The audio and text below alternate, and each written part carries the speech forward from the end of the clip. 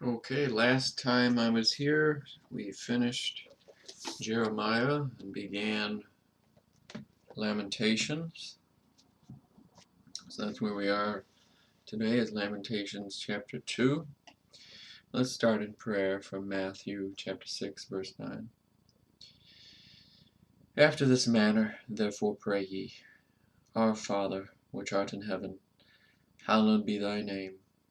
Thy kingdom come, thy will be done, in earth as it is in heaven. Give us this day our daily bread, and forgive us our debts, as we forgive our debtors. And lead us not into temptation, but deliver us from evil. For thine is the kingdom, and the power, and the glory, forever. Amen.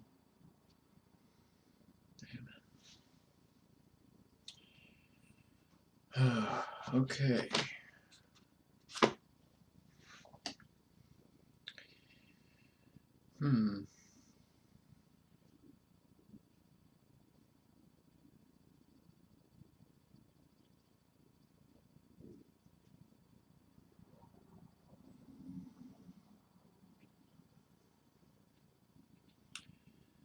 The touching significance of this book lies in the fact that it is the disclosure of the love and sorrow of Jehovah for the very people whom he is chastening, a sorrow wrought by the Spirit in the heart of Jeremiah. The Lord is righteous, for I have rebelled against his commandment. Hear, I pray you, all people, and behold my sorrow. My virgins and my young men are gone into captivity. I called for my lovers, but they deceived me. My priests and mine elders gave up the ghost in the city, while they sought their meat to relieve their souls. I missed that last time, right? What was, they had to have their quail, they had to have their meat, remember? When they were wandering in the desert, you had the perfect food, Twinkies. That's what I think of manna, but I'm probably wrong. But McGee talks about it being like food that was like perfectly, probably gave you all the nutrition you needed. It was probably some type of superfood. I don't know, but pretty amazing stuff, manna, and that's what they were eating. But they complained about it because they had to eat it like every day for a long time. Um, so Jack is staring at me. It's very cute. Hi. I'm sure Jack would like manna. He'd probably like quail too, but I don't think he'd complain.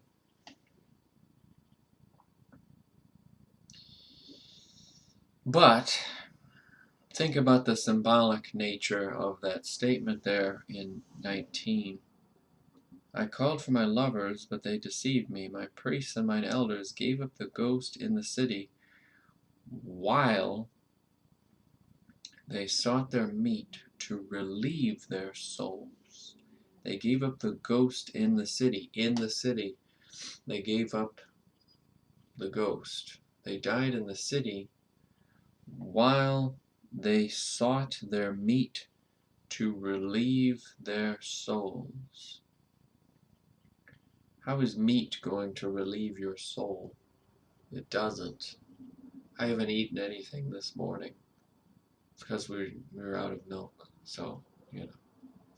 But it's not that big a deal. I get milk later, but how is meat going to relieve my soul? It's not. I was saying that this morning driving here. The song on the radio was, It is well, it is well with my soul. It is well, it is well with my soul. You know, that song. Sorry, I'm terrible, but, And I said, "It is not well with my soul this morning." I wasn't, I was being honest, that I committed a sin, and I felt bad about it. I was thinking about it. And then as I knelt down there and I prayed and asked for forgiveness for that, I wanted to relieve my soul this morning. You know what I did? I went to Him with it, and I begged for mercy and forgiveness for that sin. I go to Him with it. A bunch of meat isn't going to relieve my soul. It's probably going to give me indigestion. A bunch of quail meat. And like I said, I didn't eat anything. Well, that was other reason I probably would have eaten something, but I didn't. The point is, look how they tried to fill their life with that quail meat, thinking that that was going to satisfy them, when it really didn't. It actually brought a plague on them, because they were illustrating a dependence on, actually going back to Egypt, kind of, worldly meat, dependency on other things rather than God, and you're complaining when God is giving you perfect food, manna. Like I said, Twinkies. Probably was. Never mind. That's an inside joke, and it's also a Die Hard reference, so I'm sure it offends everybody. But you know what it is. Behold, O Lord, for I am in distress. My bowels are troubled. Mine heart is turned within me, for I have grievously rebelled. Abroad the sword bereaveth. At home there is as death. That's what happens after they eat that quail. They get sick.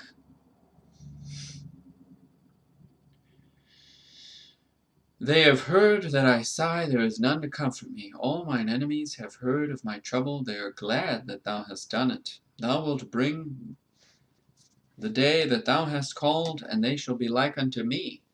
Inevitably, yes.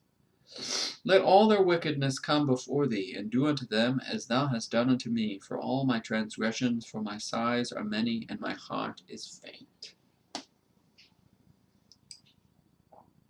All right.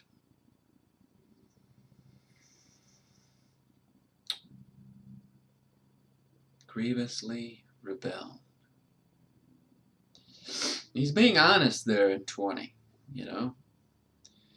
And I'm being honest in front of this camera with you that I committed a similar action. Now, the legalist, I'm sure, will come on here and say, "Oh, that's why your channel fails. It's because you sinned. You sinned, you filthy, rotten scum." Yes, I made a mistake. The difference is he doesn't make any mistakes, or he claims that he doesn't make any mistakes. The legalistic person or the Pharisee will claim that they don't make any mistakes and they follow the law perfectly. That's my problem with that person. Let's be honest.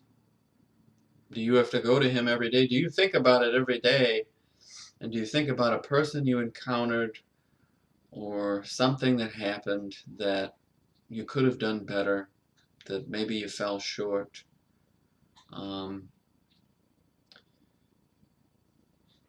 There's no end to that, really. Throughout the course of your day, you think about everything that happened and you're like, I really could have done that better. I really need you. Oh, I made a mistake there. I'm sorry that I made that mistake. The implications of that. I could have done that so much better. Every day you have to go to him and recognize your dependence, your need for him. That's what I'm talking about, I'm not justifying a sin. That's what the legalist will say. Oh, so you just go and sin and do whatever you want, and you call yourself a Christian, you despicable, rotten scum? No, I'm not justifying that, but I'm being honest here. We're sinners, and we need Him. Not a bunch of quail meat. I need Him. We're moving on to chapter 2. The second lamentation, verse 1. How hath the Lord covered the daughter of Zion with a cloud in his anger, and cast down from heaven unto the earth the beauty of Israel, and remembered not his footstool in the day of his anger.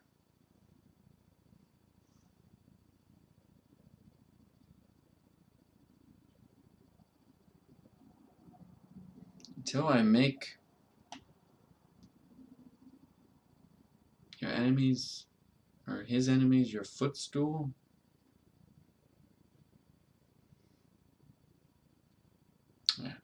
2. The Lord hath swallowed up all the habitations of Jacob, and hath not pitied.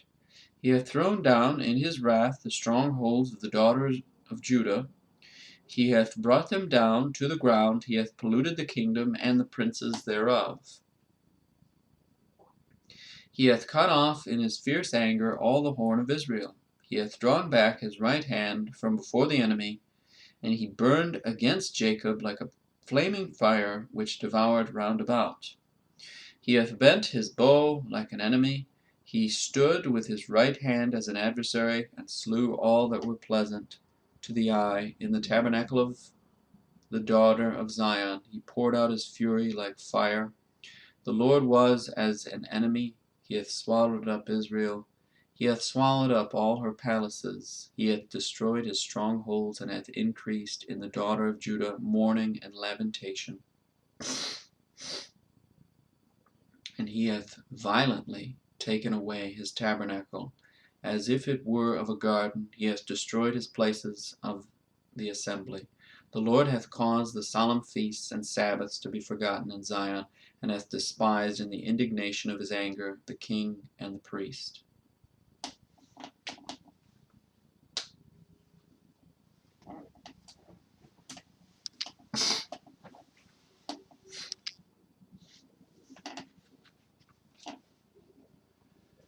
I'm sorry.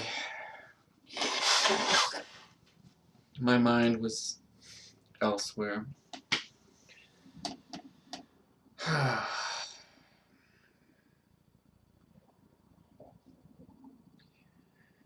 So,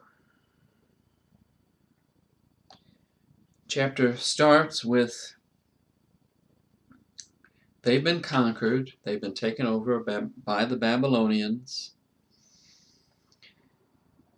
You'd think that Israel, it's his people, and that he would show mercy to them and look the other way, but no, it shows that he chastens. He wants you to come back to him. He doesn't want everybody to get wiped out. He doesn't want us all to fail, but he wants us to learn the lesson, to obey, to trust and obey, to become more Christ-like, to learn the behavior. That's what he wants. But just because you call yourself his doesn't mean he's not going to go easy on you, you know.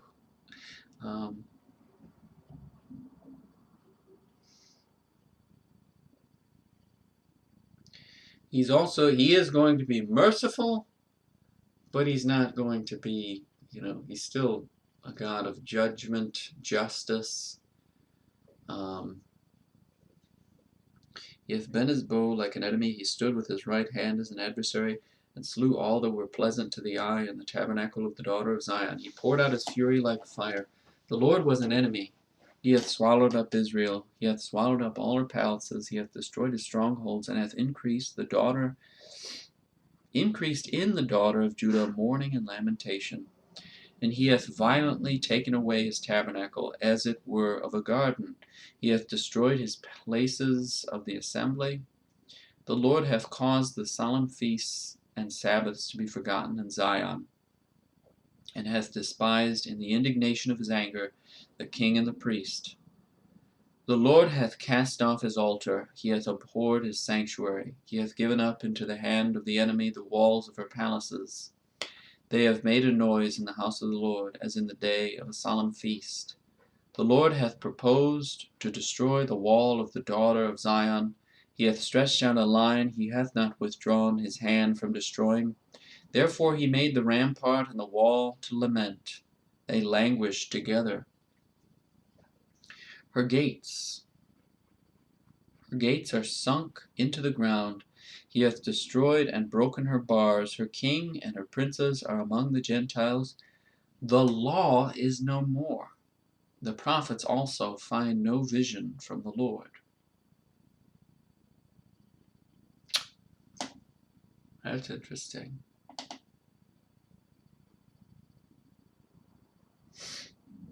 The law is no more. Her prophets also find no vision from the Lord.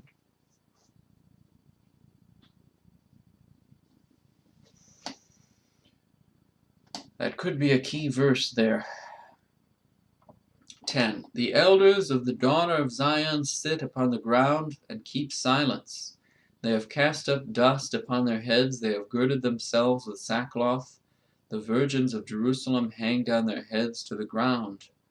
Mine eyes do fail with tears. My bowels are troubled. My liver is poured upon the earth, for the destruction of the daughter of my people, because the children and the sucklings swoon in the streets of the city. They say to their mothers, Where is corn and wine? When they swooned as the wounded in the streets of the city, when their soul was poured out into their mother's bosom. What thing shall I take to witness for thee? What thing shall I liken to thee? O daughter of Jerusalem, what shall I equal to thee, that I may comfort thee? O virgin daughter of Zion, for thy breach is great like the sea. Who can heal thee? That's another aspect of this whole thing, you know? At some point, maybe he has to do this because maybe there's a point of no return, like these kids last night. That's where my mind went, by the way. These little monsters yesterday, they dumped lighter fluid intentionally. They put it on the ground, probably intending to burn me alive or something. And then they dumped cheese all over the snack aisle yesterday. It's really the two male children that are pure evil. The female one would be acceptable in the store. I would not throw her out. She seemed like she was okay, you know. She wouldn't kill me intentionally. But the two boys, just pure evil. And that's what I was thinking of. So, that becomes my question. Are these kids already at the point of no return with that behavior? They could be just kids, you know, setting up lighter fluid to murder me. But, you know, kids will be kids. But going back to what we just read, who can heal thee? When you have parents that allow their kids to get like that, I don't know. Who can heal? If God is merciful to my nation in these next couple years, which will literally be the hand of God that does that, then the amount of work that we have to do to clean up these little monsters in their behavior, we have a difficult road ahead to heal that. I don't know. I don't know if it's, I mean, anything is possible with God, obviously. But with any worldly thinking or any man way of thinking about it, intellectual way of thinking about it, it's literally all these kids needing Christ. And that's what I concluded yesterday. I told my boss, though, these kids are not welcome in here ever again after this. This is ridiculous, dumping cheese everywhere. It was sickening.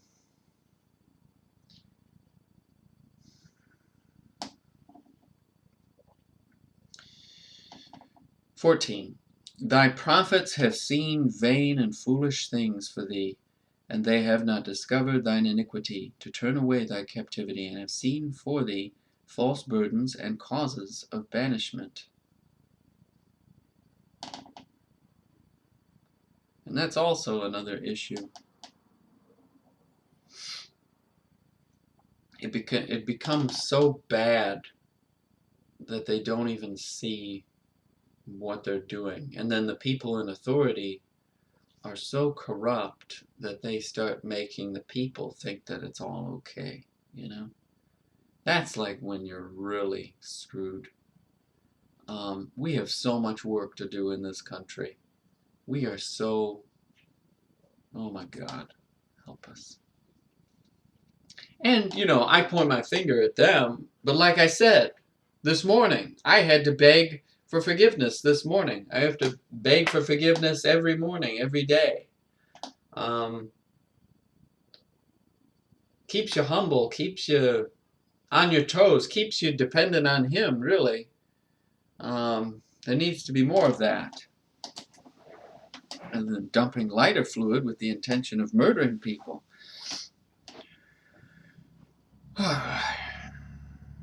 All that pass by clap their hands at thee. They hiss and wag their head at the daughter of Jerusalem, saying, Is this the city that men call the perfection of beauty, the joy of the whole earth?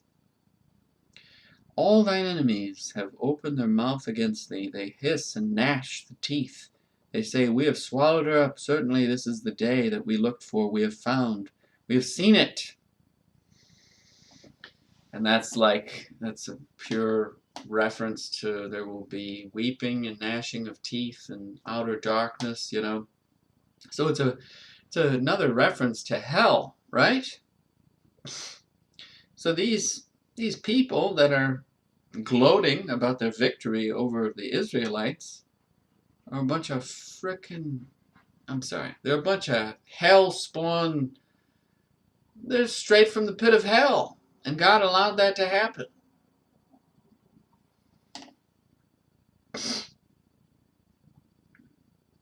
The Lord hath done that which he had devised. He hath fulfilled his word that he had commanded in the days of old. He hath thrown down and hath not pitied, and he hath caused thine enemy to rejoice over thee. He hath set up the horn of thine adversaries. Their heart cried unto the Lord, O wall of the daughter of Zion, let tears run down like a river day and night. Like a river, day and night. Give thyself no rest, let not the apple of thine eye cease. Arise, cry out in the night. In the beginning of the watches, pour out thine heart like water before the face of the Lord. Lift up thy hand toward him for the life of thy young children, that faint for hunger in the top of every street. And really, when you think about it, these kids, they're just calling out for attention, Their parents are probably working 90 hours a week. And they don't even want to deal with the kids. They don't even like their own kids. They're probably 5 times more evil than the kids. See how screwed up we are? And they're calling out. They want attention. They want their parents to love them. But instead they come in the store and rape it, and attempt to murder me. It's great. But those are all calls for, they want to be loved. They want their parents to give them the attention they deserve. Instead, they hand it over to the schools. They hand it over to everybody else. They hand it to me. Like, here, can you raise my kid? You're a worker at a store. I want you to raise my kid. Bye. You know? What the hell? You know?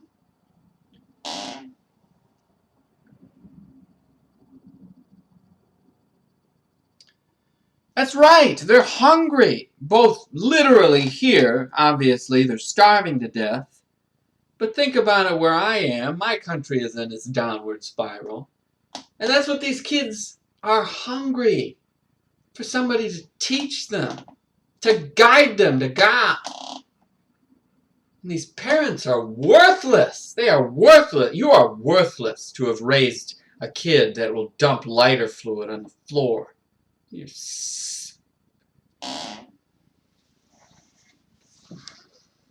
20. Behold, I'm sorry, the note is distracting me.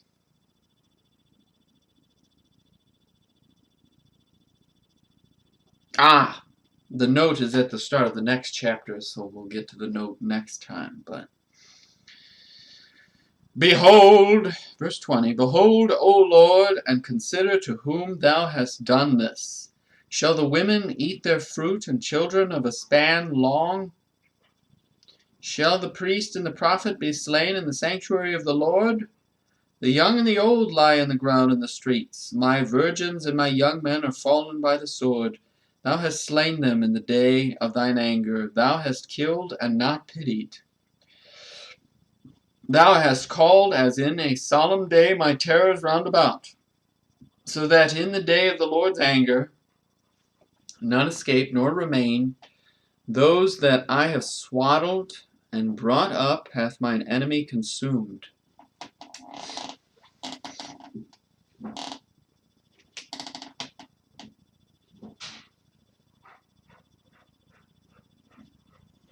I might have to go help him down. I better go do that. I was going to get him some water, so he's breathing pretty good. So anyway, chapter 3, next time. Thank you for listening. Have a blessed day.